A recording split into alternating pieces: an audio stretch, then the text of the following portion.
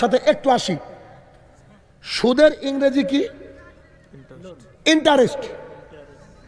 Interest মানে সুদ, সুদ মানেও ইন্টারেস্ট। দুটো জিনিস একই কিনা? আমি এসছি ভারত থেকে, জি না আমি এসছি ইন্ডিয়া থেকে, জনাব না আমি ইন্ডিয়া থেকে না, আমি হিন্দুস্তান থেকে এসছি।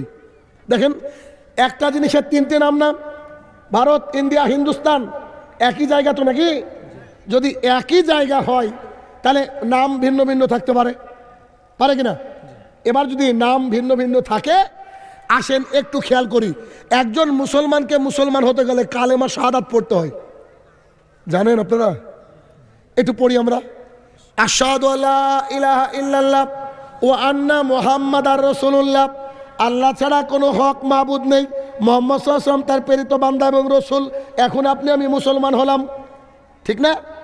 যদি তাই হয় তাদের ব্রহ্মসূত্রটা আরেকবার আমরা পড়ি।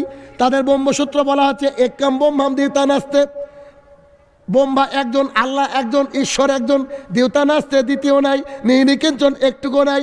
আর তোমরা ওই জামানায় যদি স্বর্গ পেতে চাও তাহলে মোহাম্মদকে মেনে নাও।